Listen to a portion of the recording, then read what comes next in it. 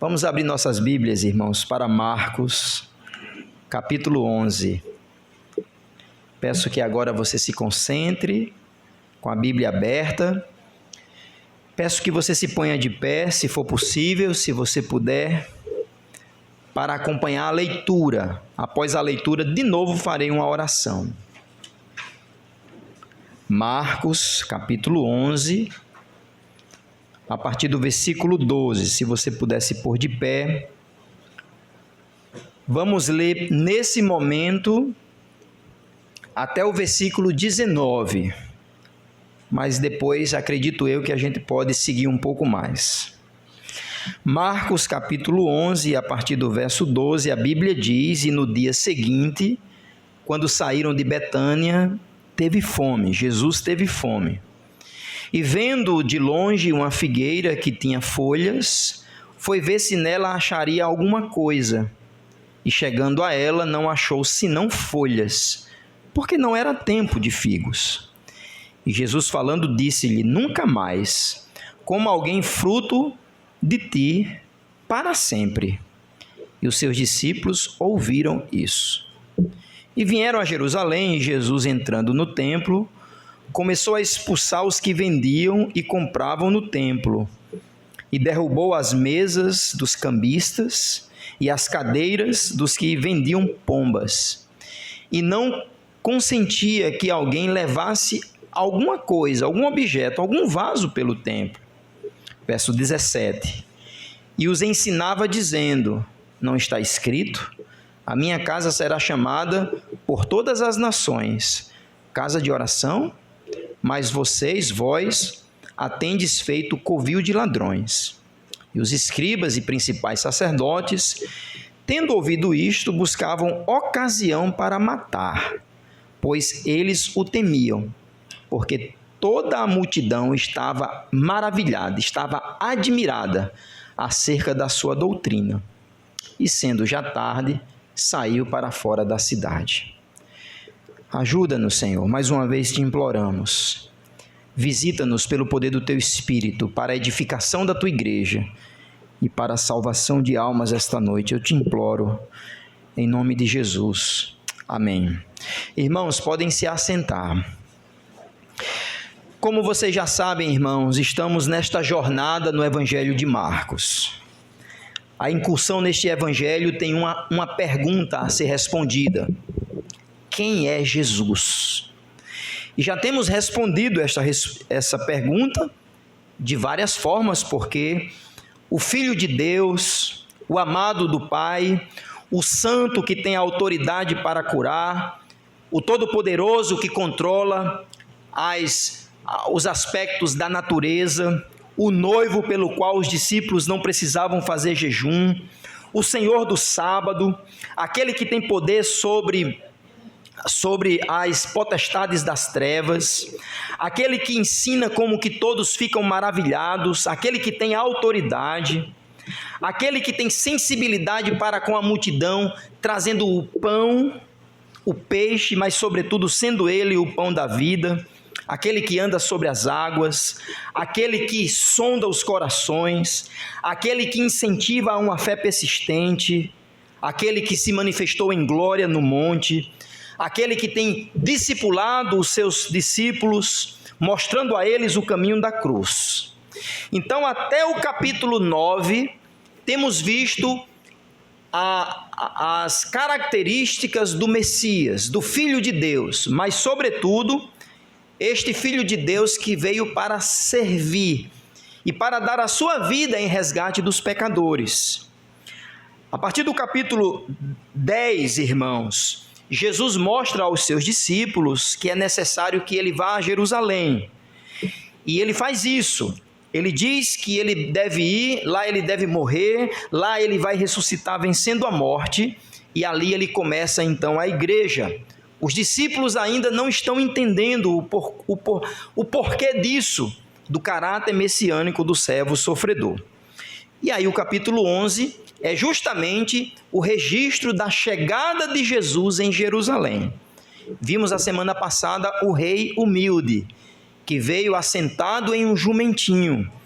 vimos que aquilo não era apenas um símbolo humilde, apesar de ser, é muito mais do que isso. Era uma profecia que estava se cumprindo na pessoa de Jesus. Então Jesus chega em Jerusalém, Jesus é ovacionado pelos judeus, os sacerdotes e os religiosos repreendem a multidão dizendo: você não está vendo o que eles estão falando? Estão lhe chamando de filho de Davi. E aí Jesus diz: se eles não falarem, até as pedras clamarão. A gente viu essa informação no texto paralelo de Lucas.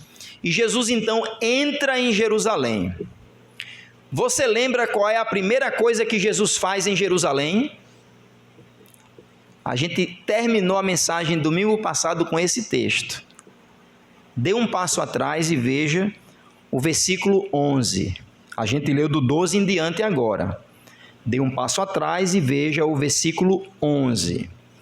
O versículo 11, o texto diz que Jesus entrou em Jerusalém, no templo, e tendo observado tudo, como já era tarde, saiu para Betânia com os 12.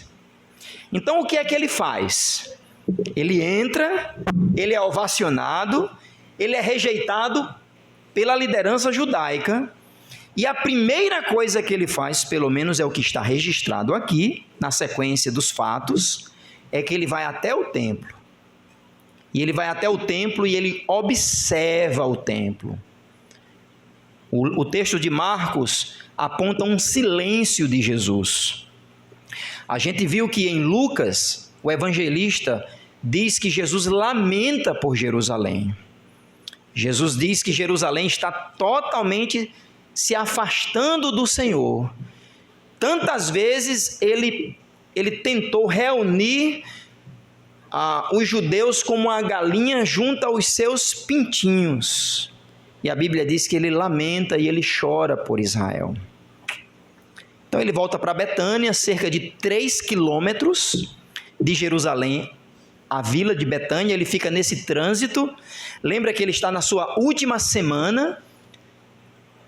Esse fato da entrada de Jesus com o jumentinho é o domingo, que hoje conhecemos como o Domingo de Ramos, né? A tradição católica chama por causa que as pessoas pegaram folhas e colocaram no chão e ovacionaram Jesus como rei, como o filho de Davi. Então Jesus vai, observa o templo, a gente viu, ele lamenta pelo templo, volta para Betânia e retorna no outro dia. E aqui, irmãos, é a nossa mensagem hoje. O que Jesus fez em Jerusalém? Após observar as atividades do templo, após perceber que o centro da adoração está totalmente afastado do Senhor. Então, nesta noite, irmãos, eu quero tratar sobre a ideia de que não basta ter uma aparência religiosa. Sobretudo, o Senhor sonda os nossos corações. O crente não deve viver de aparência. Não estou dizendo que a aparência deve ser desconsiderada. Não estou dizendo isso. Seria aí uma imaturidade nossa. Então se a aparência não importa, a gente fica do jeito que quiser. Não é assim. Mas antes de uma aparência, o que Jesus vai tratar aqui é o coração da adoração de Israel. Através de um milagre que ele faz em secar uma árvore e depois a purificação do templo, aonde no pátio do templo as pessoas estavam fazendo do templo um local de comércio em nome do Senhor. Acredito eu que o texto é simples. Se o pregador não atrapalhar vocês vão entender. Depois traremos algumas aplicações sobre esta realidade, irmãos, entre a aparência e o nosso coração. Mas antes de entrarmos no texto, eu pergunto a você esta noite: como está o seu coração? Eu não posso ver, sua esposa, o seu marido, seu pai, a sua mãe, os filhos não podem ver o nosso coração, mas Deus vê. Qual é a reação de Jesus hoje? Se Ele agora está sondando a sua alma, sondando a sua mente, sondando o seu coração. Será que você está aqui só de aparência? Ou você verdadeiramente veio de coração disposto para adorar o Senhor? Vamos tentar ver à luz do texto essas verdades e depois vamos trazer nesta ideia a aplicação. O primeiro movimento de Jesus nesse dia, ao voltar a Jerusalém, é que ele vê uma figueira tendo fome e ele vai buscar nesta figueira um fruto, do verso 12 ao verso 14. Texto que a gente já leu. A Bíblia diz então que Jesus teve fome no dia seguinte. Que dia seguinte é esse? O dia que ele entrou em Jerusalém e foi ao templo e sondou o templo. Versículo 13, o texto diz, irmãos, que de longe Jesus viu uma figueira que tinha folhas. Essa informação é importante. Primeiro mostra a humanidade de Jesus. Jesus sendo Deus, Jesus também tinha necessidades humanas. Aqui existe um grande mistério da fé. Jesus sempre foi Deus, nunca deixou de ser divino, igual ao Pai, igual ao Espírito Santo. Mas na sua encarnação, na sua vinda como homem, ele esvaziou-se da sua glória e ele tinha necessidades humanas, como por exemplo, veja aqui o versículo 12, a Bíblia diz que ele teve o quê? Fome.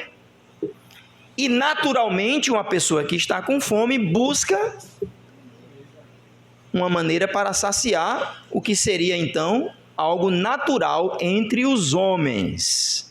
Então o texto é muito simples e muito claro. E Jesus de longe viu uma árvore comum em Jerusalém, a figueira, que dava, obviamente, esse fruto suculento, de muitas propriedades, de muitos benefícios, e que dava os figos. Quem já comeu figo aqui? Eu nunca comi, fiquei com curiosidade de comer essa semana, mas não fui não. Eu nunca comi figo, mas dizem que é bom. Eu espero que não seja como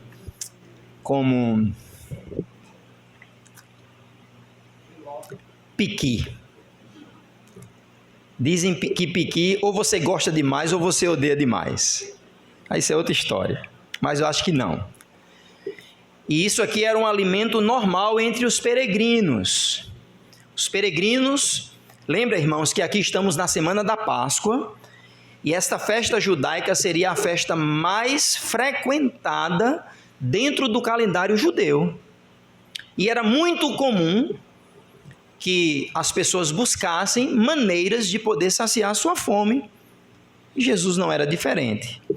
E ele viu nesta figueira, irmãos, folha. É interessante, irmãos, que apesar da figueira ter folha, e para muitos estudiosos, já que eu não vou ser exaustivo em relação ao aspecto agrícola, né, da figueira, e nem seria capaz para isso, mas segundo os estudiosos, a figueira, quando mostrava folhas novas, quando estava bem frondosa, era quando ela estava prestes a ter brotos ou já ter fruto para poder oferecer. Porém, irmãos, existe uma informação intrigante aqui. A Bíblia diz, aqui o texto vai dizer, que não era o tempo da figueira. Você percebeu aí, não?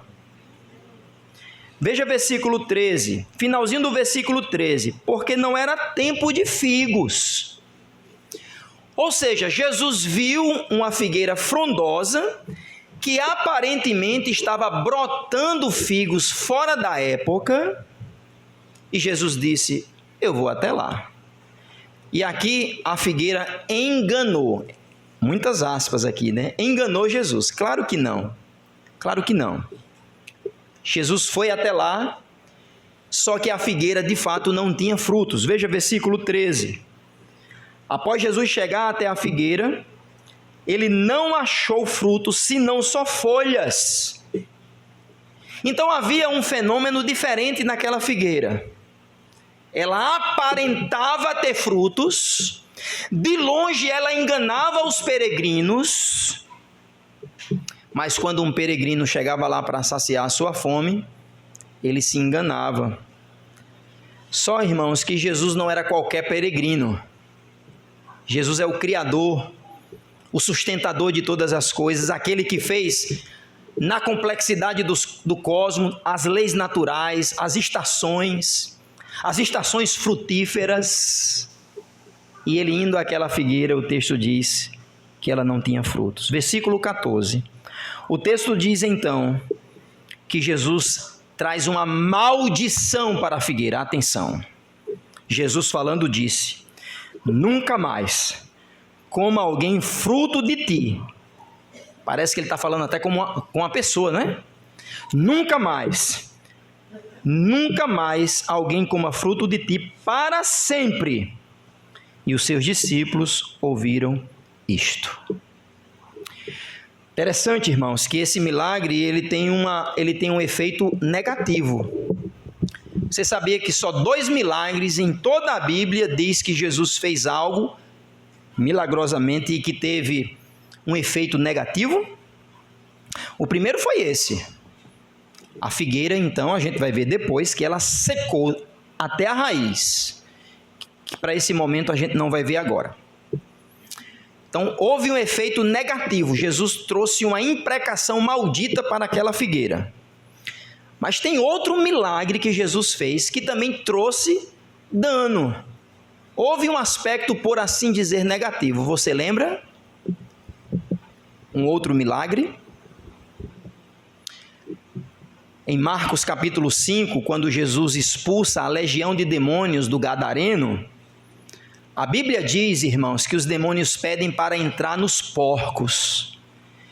E Jesus consente a isso. E o que é que acontece com os porcos? Quem lembra? Eles se precipitam abaixo, todos então morrem, toda aquela manada morre, e a Bíblia diz que houve prejuízo para os proprietários dos porcos. Então você percebe 2 milagres que têm os seus propósitos bem definidos, que trouxeram, por assim dizer, um aspecto negativo, e esse foi um deles. Mas, irmãos, aqui não é apenas uma demonstração de poder de Jesus. Por favor, não leia a Bíblia assim. Jesus como sendo alguém que quer causar espetáculo. Ele tendo poder para trazer uma imprecação maldita para aquela figueira então secaria de um dia para o outro, que é o que a gente vai ver no versículo 20. A Bíblia diz no versículo 20 que eles, passando pela manhã, isso é no outro dia, viram que a figueira se tinha secado desde a raiz. Com isso, Jesus não quer mostrar apenas poder em si mesmo. Aí a gente vê algo interessante, irmãos, atenção. O que é que Jesus queria comunicar aos seus discípulos? Porque após ele ir à figueira, ele então adentra em Jerusalém, ele já está nas circunvizinhanças de Jerusalém, e ele vai imediatamente de novo para o templo.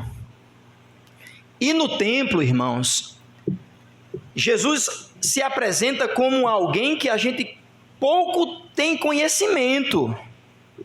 Já já a gente vai chegar lá. Ele expulsa as pessoas do templo. Mas voltando para a figueira, pastor, o que é que tem a ver a figueira com o templo?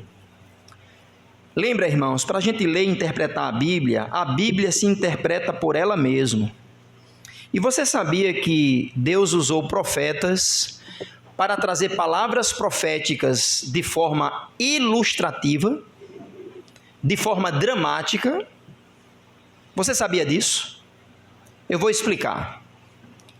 A Bíblia diz em Isaías capítulo 20, do versículo 1 ao 5, que Isaías, lamentando pelo pecado de Jerusalém, ele estava com um pano de saco.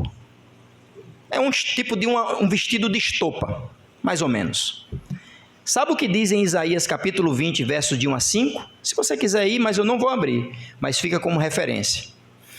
O Senhor chega para Isaías e diz: Isaías, tira o pano de saco, fica nu, e anda por Jerusalém, e diz assim: assim será a tua humilhação quando vocês forem levados cativos.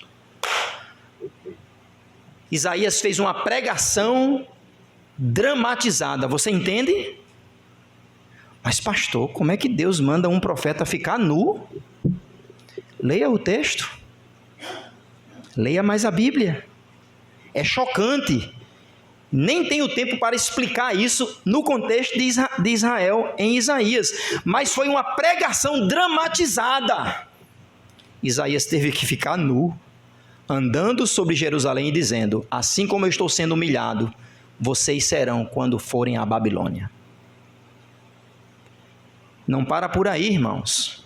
O profeta Jeremias pegou um cinto podre e, cingindo o seu lombo com cinto podre, ele disse: assim serão as suas vestes no exílio.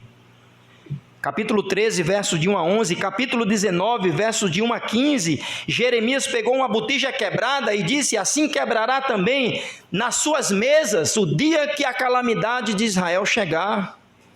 Então ele quebra no meio da praça uma botija. Capítulo 27 a 28, a Bíblia diz que Jeremias pega um jugo de madeira pesado, irmãos, e começa a andar com uma canga, com um jugo de madeira nas costas, e dizendo ao povo de Israel: assim vocês serão levados cativos à Babilônia.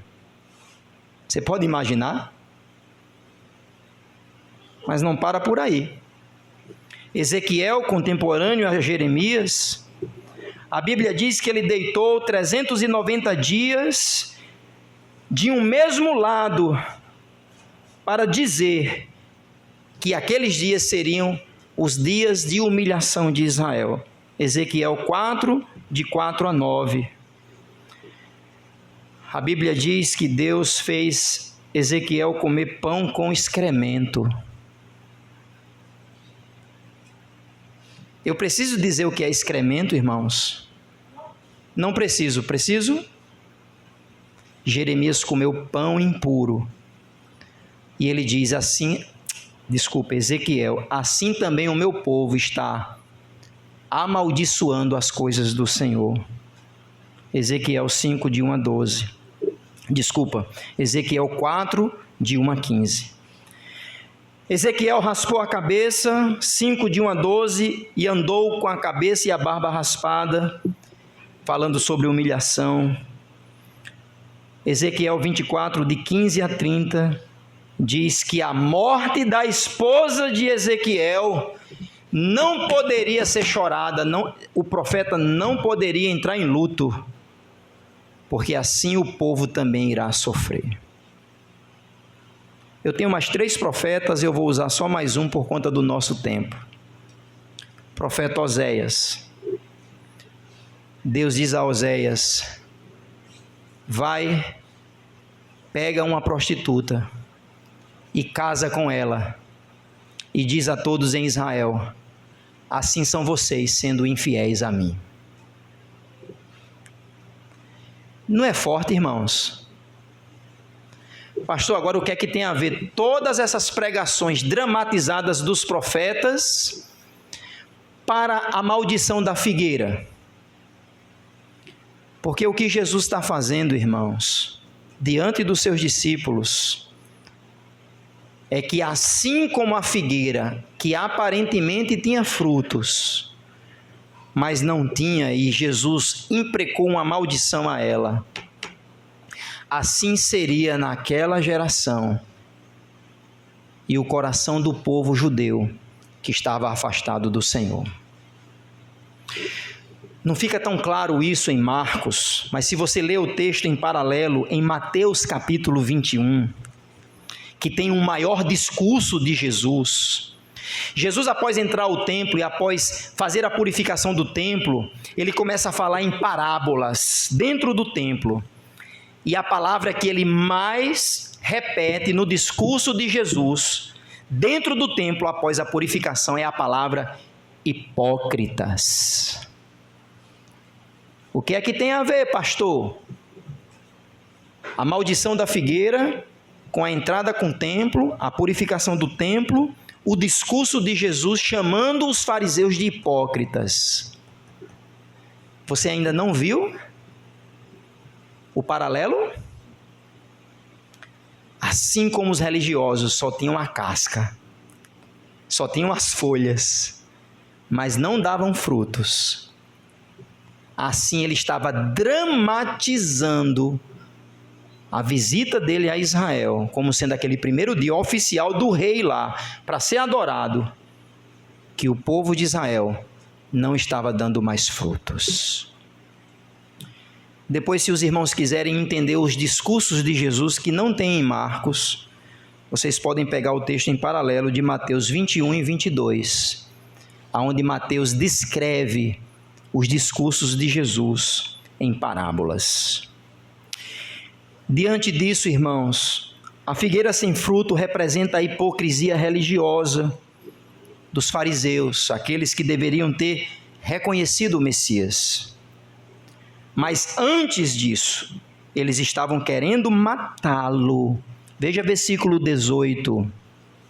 O texto diz que após ele purificar o templo, e a gente já chega lá, eles querem matá-lo. 11 e 18. Os escribas e os principais sacerdotes, tendo ouvido isto, buscavam ocasião para o matar. Então, diante disso, Jesus dramatizando na imprecação maldita para a figueira, ele está como se dissesse aos seus discípulos: assim também é a hipocrisia desse povo. Eles me honram com os lábios, mas o seu coração está longe de mim. Irmãos, será que não temos aplicações para as nossas vidas hoje? Eu acredito que tem, e muita. Quantos crentes, quantas pessoas que se dizem evangélicas e só têm uma aparência, mas o coração está tão longe de Deus e a pessoa sabe disso.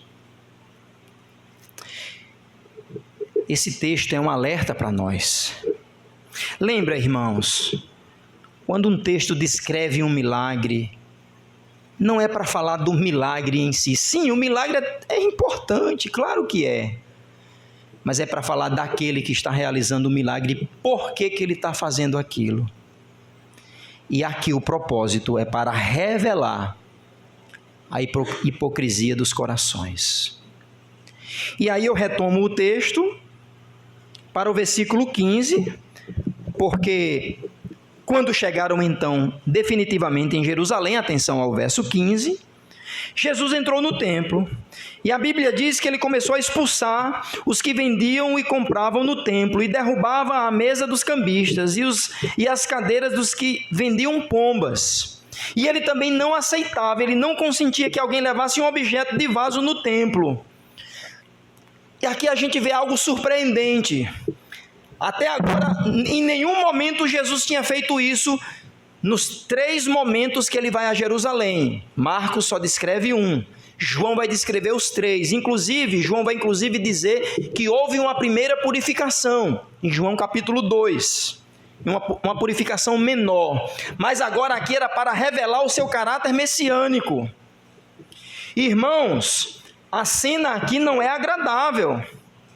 Aqui Jesus não está massageando o ego de ninguém. Aqui Jesus não está feliz em entrar na casa do seu pai, aonde ele disse à sua própria mãe biológica, Maria: eu estou aqui para cumprir os negócios do meu pai. Ele está indignado. A reação de Jesus, inclusive, irmãos, é forte. Apesar de que alguns filmes retratam Jesus batendo nas pessoas com um chicote, e aqui você vai ver isso em Lucas, ele não bate em ninguém. Leia o texto com cuidado, muito cuidado com dramatizações, filmes. Eu gosto de filmes, mas às vezes a gente pega uma imagem do filme e quer dizer que é Bíblia. Então cuidado, tá, irmãos? Eu acho que vale a pena até dizer, cuidado com as novelinhas da Record. interessantezinho uma coisa ou outra, mas não é Bíblia não. Fecha parêntese. Então, alguns filmes mostram que Jesus bate nas costas das pessoas. Ele não faz isso, mas é verdade que o texto de Marcos não descreve um objeto que ele está na mão, mas em Lucas vai descrever, e o fato é que ele vira as mesas, o fato é que ele expulsa os cambistas e os vendedores. Quem eram esses cambistas? Pessoas que cambiavam moeda. Lembra, irmãos, que apesar de ser o contexto de Israel, o Império Romano é que prevalecia. E havia tanta moeda romana como moeda grega e moeda também do povo judeu. E ali, os peregrinos precisavam comprar animais para fazer o sacrifício. Você sabe disso, não é? Inclusive tem um historiador que eu fiquei chocado com essa informação. Fiquei até pensando se isso é verdade. Mas enfim, historiador do primeiro século. Segundo esse historiador, a média de sacrifícios de ovelhas na época da Páscoa era de mais de 250 mil ovelhas. Eu não faço ideia, gente, os irmãos que sabem aí de pecuária, de criação, a quantidade de 250 mil ovelhas. Pastor, está na Bíblia? Não, é um historiador chamado Flávio José, do primeiro século, mostra a referência para você, primária, não é nem secundária. O próprio livro, eu tenho ele. Mas deixe essa informação de lado e pense que a cidade está lotada de peregrinos para todos os lados. E eles precisavam sacrificar no templo. Os mais pobres tinham uma maneira de sacrificar, como pombas, rolinhas. Os mais ricos, gado miúdo. E aí, irmãos, tem a questão da praticidade. Imagina você pegando 100 quilômetros, 150 quilômetros de viagem para ir a Jerusalém com um cabrito nas costas. Qual era o melhor? Você comprar já lá ou levar de casa? A lei mosaica não falava nada disso, só falava que tinha critérios para o animal. Mas não falava onde você deveria comprar, se você deveria levar para casa, não falava nada sobre isso. E por conta dessa demanda, acredito eu, implícito no texto, por conta dessa demanda econômica, o pátio dos gentios, por que eu digo o pátio dos gentios? Porque Jesus usa uma referência de Isaías, já a gente chega lá, que estava sendo o local da negociação dos animais no templo. Mas não era somente a negociação, irmãos. O texto diz que a motivação dos que negociavam era uma motivação maligna. Veja comigo, irmãos, o versículo 15. Quando Jesus entrou no templo, ele derrubou as mesas, ele tirou os cambistas, as cadeiras dos que vendiam pombas. Ele não consentia nas pessoas transitando para lá e para cá com objetos. Verso 16, atenção ao verso 17, e os ensinava dizendo, atenção, esse texto é importante, não está escrito: a minha casa será chamada por todas as nações. Então, muito provavelmente aqui era o pátio dos gentios. Casa de oração, mas vós a tendes feito covil de ladrões. A linguagem é forte. O covil de ladrões eram penhas, eram rochas. Lembra que a geografia de Israel é muito escarpada, tem muitos montes. Para ir a Jerusalém você tinha que subir. E por causa dos peregrinos, os ladrões ficavam em covis, em buracos, nas penhas. E eles ficavam na espreita de alguém com mais dinheiro. Sabe, as vestes melhores, talvez uma carruagem. E eles iam então roubar essas pessoas. Jesus está usando essa figura, dizendo que a casa dele, de vez de ser uma casa de oração para todos os povos, está sendo este covil, esse esconderijo de ladrões. E aqui revela a intenção daqueles que vendiam. A questão da ganância, a questão da avareza, o lucrar às custas do nome do Senhor.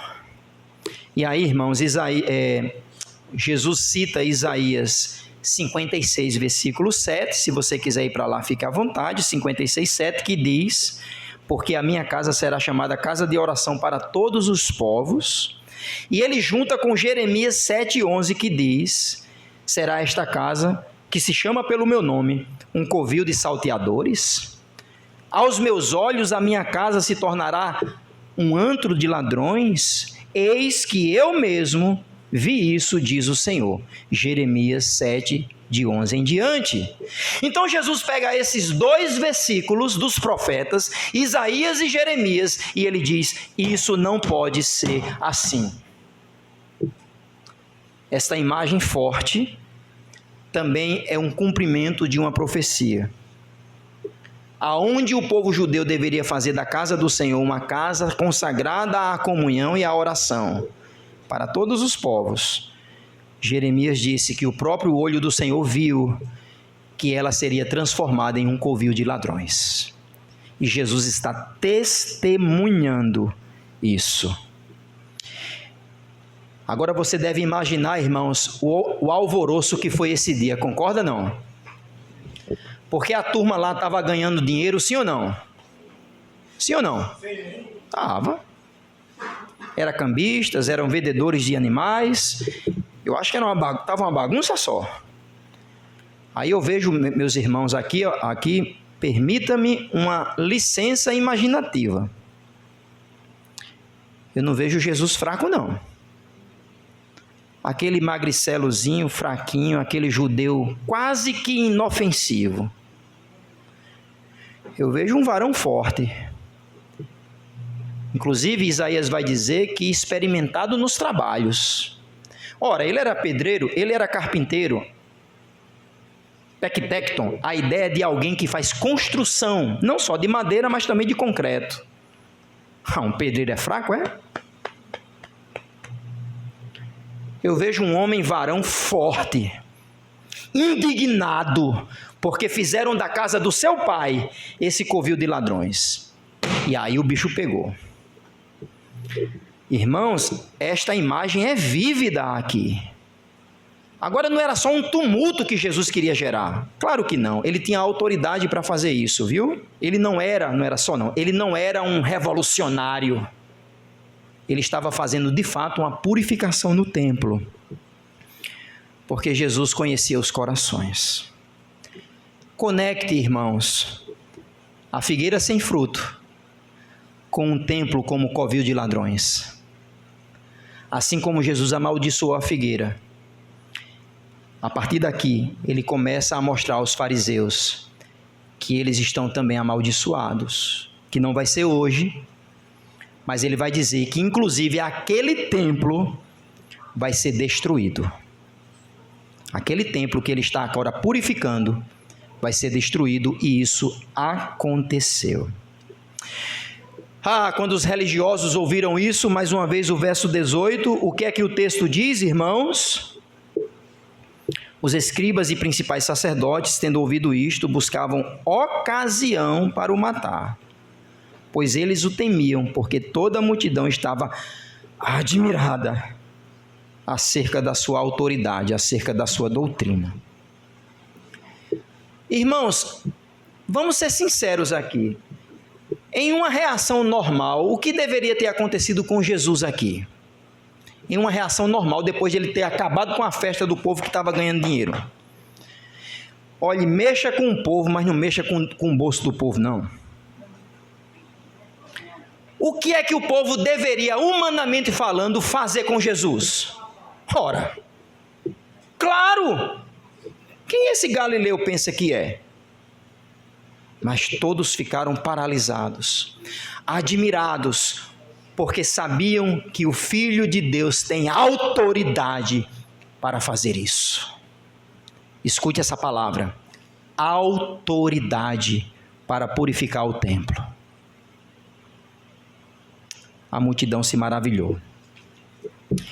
Jesus julgou então o templo, Jesus julgou então as intenções dos corações, Jesus então julgou os líderes de Israel. Dentro de um parêntese, irmãos, a figueira A maldição da figueira serve como um encorajamento para os seus discípulos. Por quê? Porque agora parece que o texto está meio desconectado, mas não está, porque no dia seguinte, veja versículo 19 e 20, atenção. Eles passando pela manhã viram que a figueira se tinha secado desde a raiz. Então Jesus acaba com a festa lá no templo, volta para Betânia, volta para Jerusalém no dia seguinte. E versículo 21, Pedro diz, veja versículo 21, e Pedro lembrando-se disse-lhe, mestre, eis que a figueira que tu amaldiçoaste se secou. E a Bíblia diz a partir do versículo 22, irmãos, neste parêntese, do versículo 22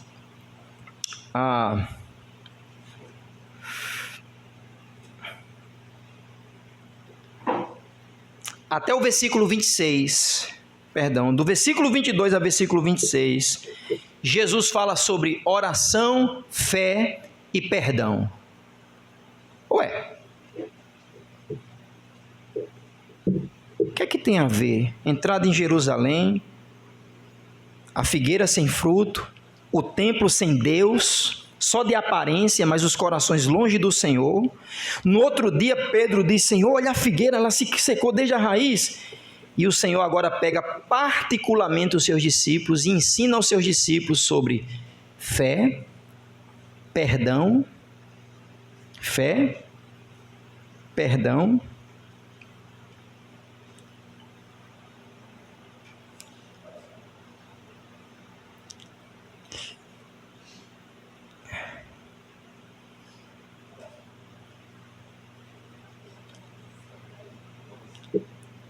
e perdão, e oração. Mas a gente não vai tratar disso hoje, tá bom? Porque é um parêntese aqui. É um parêntese. Jesus pega os seus discípulos e diz, olha, entre a figueira estéril agora e o templo do meu Pai sem Deus, sem Ele estar presente, no meio vocês têm que ter uma coisa. Vocês têm que ter fé, oração e perdão, que a gente vai deixar para a semana que vem. Retomando este parêntese, irmãos, veja versículo 27. Então, esqueça por enquanto o versículo de 21 a 26. Versículo 27, tornaram a Jerusalém, e andando pelo templo, os principais sacerdotes e os escribas e os anciãos se aproximaram dele e disseram-lhe, com que autoridade fazes essas coisas? Que coisas, irmãos? O que foi que Jesus fez no dia anterior? Quebrou tudo, purificando o templo. Foi. Quem você pensa que é? Aqui é a famosa carteirada. Eu sou judeu, eu sou fariseu, eu sou sacerdote. E você, mestre?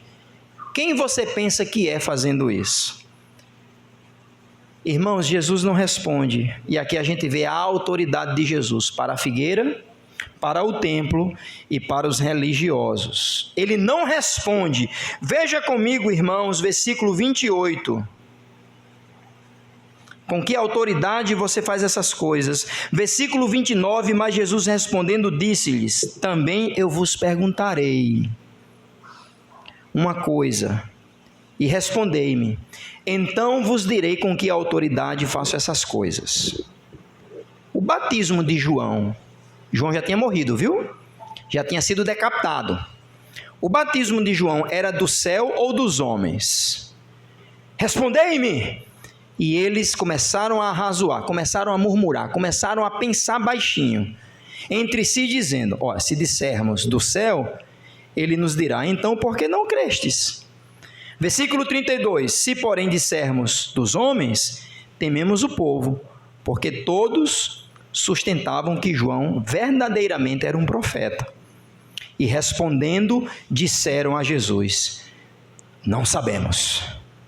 E Jesus lhes replicou, também eu vos não direi com que autoridade faço essas coisas. Jesus não respondeu à liderança de Israel. Porque Jesus, a partir daqui, pelo qual vai começar a fazer algumas imprecações ao povo judeu, sobretudo à liderança religiosa, chamando eles de hipócritas. A quem vocês pensavam que era João Batista?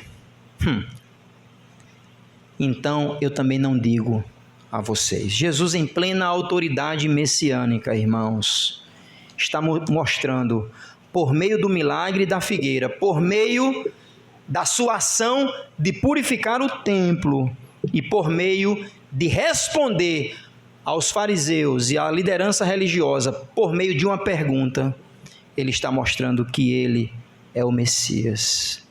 Está ali em total autoridade. Pastor, e os discípulos? E a pergunta de Pedro? Olha, a figueira, o que é que tem a ver? Fé, perdão. E o que mesmo? Oração. Faltando oração para mim. Fique para a semana que vem. A importância do coração, irmãos, alicerçado na fé, na vida espiritual e no perdão mútuo uns para com os outros. Feche esse parêntese e a gente agora vai para uma aplicação final. Para você aqui, quem é Jesus? Dentro desse texto, que a gente já sabe que ele é filho de Deus, maravilha, nota 10. Mas nesse texto, quem é Jesus? Jesus é aquele que não tolera a hipocrisia. Jesus não tolera uma vida de aparência. A gente vê isso no texto ou eu estou enganado? Vou perguntar de novo. A gente vê isso no texto ou eu estou enganado? O texto está nos mostrando claramente que Jesus odeia o hipócrita. Alguém que adora a Jesus com os lábios, mas o seu coração está longe dele. Irmãos, isso é muito sério.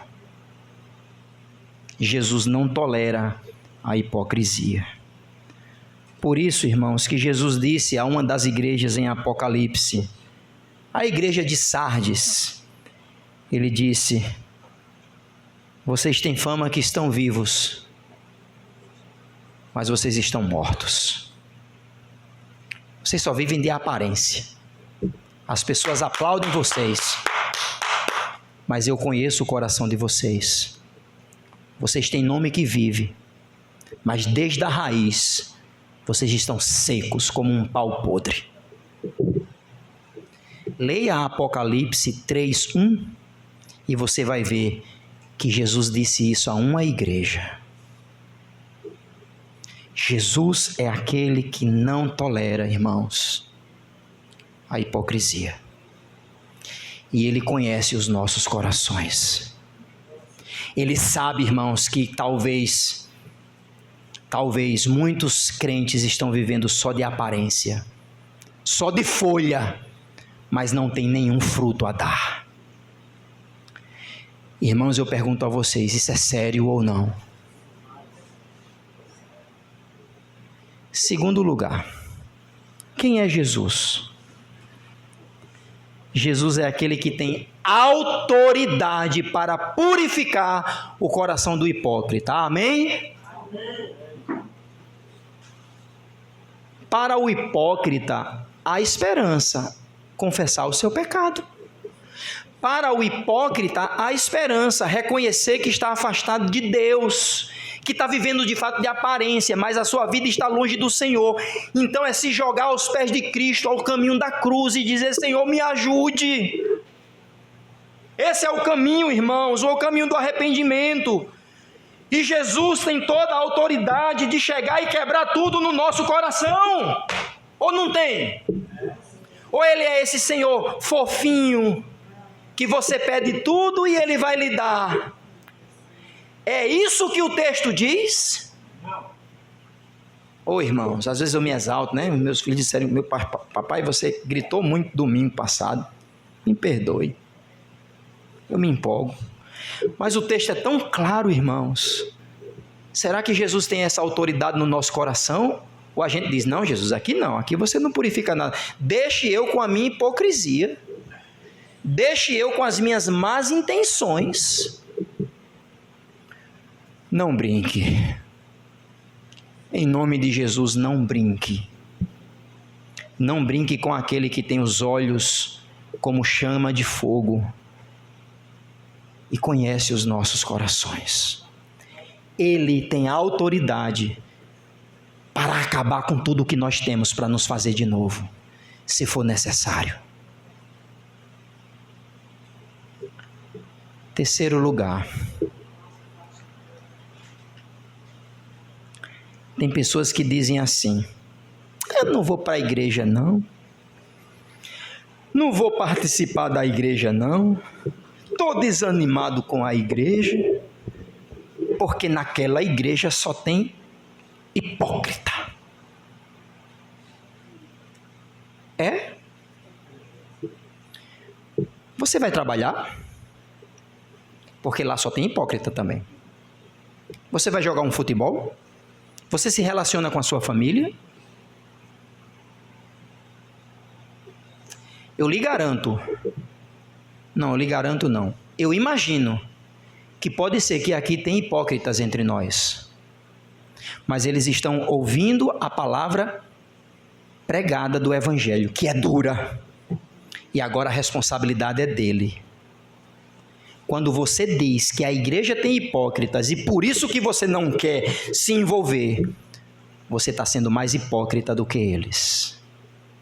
Mais falso do que eles. Porque você está escondendo para si mesmo que você está afastado é do Senhor. Por isso você tem se afastado da igreja. Antes de julgar os corações de hipócritas, sonde o seu próprio coração, se você está na fé, se você ama o Senhor de todo o coração. Irmãos, essa mensagem ela não é agradável, mas eu não fui chamado para agradar os homens. Quem é Jesus? Quem é Jesus? É o que odeia a hipocrisia, que conhece os corações, que tem autoridade para purificar e que não vai engolir o seu discursinho de dizer que você não se envolve mais na casa de Deus porque você acha que lá tem muita hipocrisia. Ele não vai engolir. Que nesta noite haja arrependimento nesta casa, em nome de Jesus. Amém? Vamos nos humilhar, irmãos, em oração. Oremos.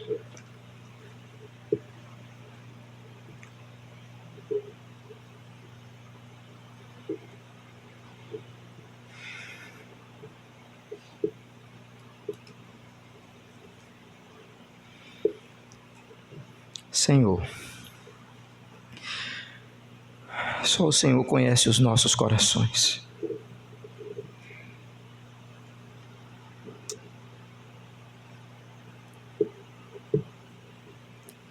Afasta de nós a hipocrisia, o viver de aparência.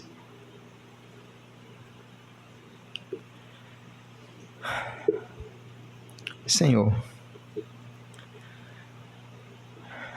que venhamos a dar frutos benditos para a glória do Senhor, e não viver como uma figueira só de folhas, mas que será amaldiçoada pelo Senhor. O Senhor tem todo o direito de ver o nosso coração e de quebrar tudo no nosso coração, porque o Senhor é o nosso dono. Esse templo é do Senhor.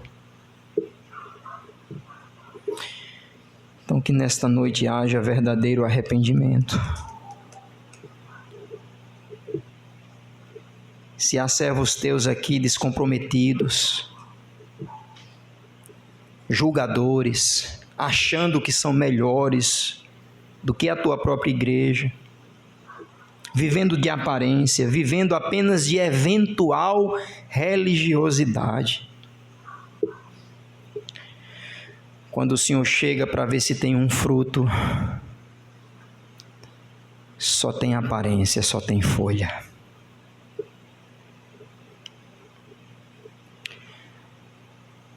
Que o Senhor me ajude. Me livra da hipocrisia, Senhor. Eu não quero ouvir o que a igreja de Sardes ouviu. Eu não queria que esta igreja ouvisse o que a igreja de Sardes ouviu. A igreja de Parnamirim tem nome que vive, mas está morta. Para aqueles que ainda não creram no Senhor, ou aqueles que estão dando desculpas em se comprometer com o Senhor, agora é hora de dar fruto, antes que seja tarde demais, antes que a figueira seque-se até a raiz. Agora é hora de frutificar. Ajuda-nos, Senhor, no nome de Jesus.